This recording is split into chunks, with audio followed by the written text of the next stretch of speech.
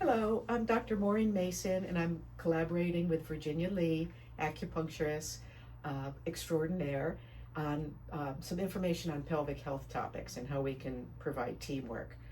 So, pelvic health is ease of sitting, comfort, moving around, not having pain in the perineum, this whole area, the saddle area. It's also being comfortable with intimate relations. It's being comfortable with bladder functions, good digestive health, so you have an ease of output, and support of the organs. Sometimes there's lowering of the organs, pelvic organ prolapse, and the organs ideally are up so there's no sensation of bulge or pressure or anything like that.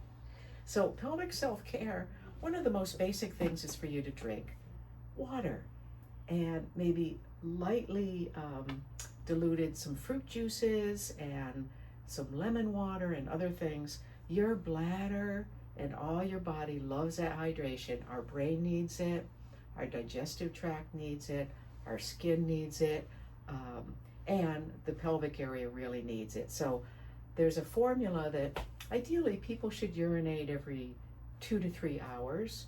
Maybe some are waiting every 4 hours. If you're going all day and not urinating, you're dehydrated. Also, when you get up and down, you could feel dizzy, you can have headaches, constipation. So if you take in about half your body weight in ounces of water a day, so for me, if I say I'm 125, then I should take in about 60 plus ounces of water. So stack up that water, mostly hydrate in the morning, way before breakfast or between meals is best.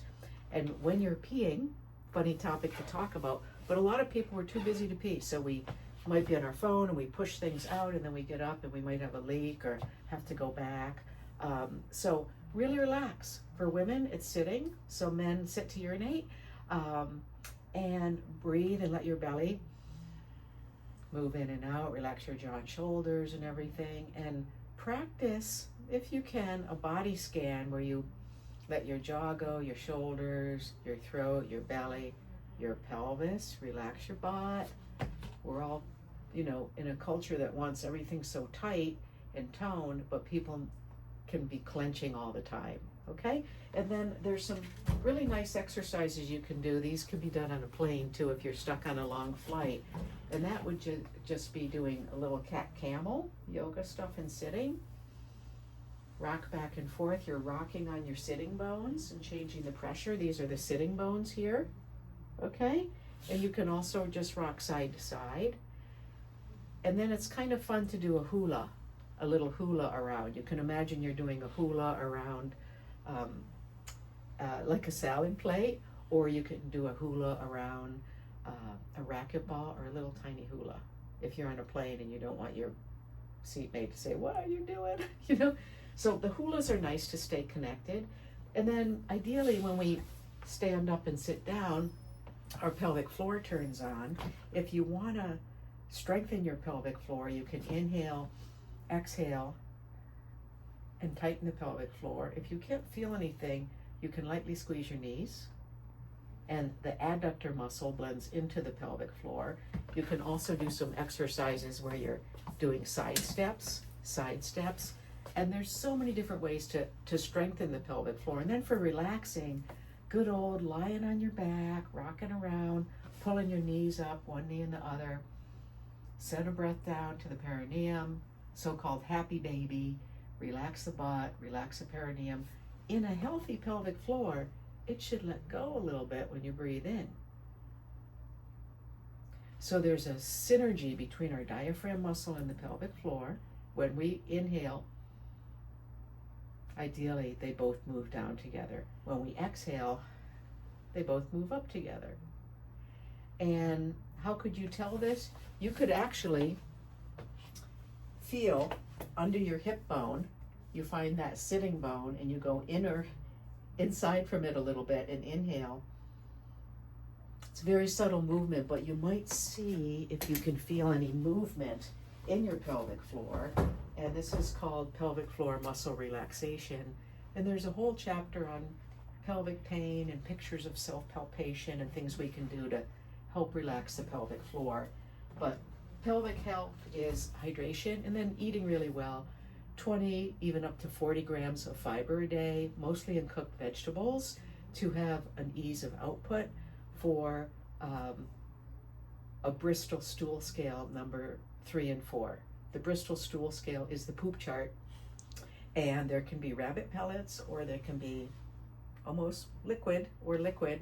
Those are different types of bowel problems, very common, but ideally what's coming out is how your mouth is working with chewing, your stomach enzymes, your gut biome, the presence of hopefully acidophilus and bifidus, and then not withholding too long. If you're really busy, a lot of people start withholding pooping. They don't have time, they're in meetings. Every time you don't go, then your colon dehydrates, and you get a larger and larger stool that's retained in the left descending colon. So sometimes people come in, they have hip pain, and sure enough, they're constipated. So you can do a colon massage, which is outlined in my book, but that can be an I. I'm just showing you briefly here, stroking with my fingers, and then the L for love. I love you. And when you're lying down and your belly's really relaxed, you can go along and really say hello to that amazing digestive factory and say, oh, wow, I ate such and such. I'm all bloated. Maybe I better not eat that again.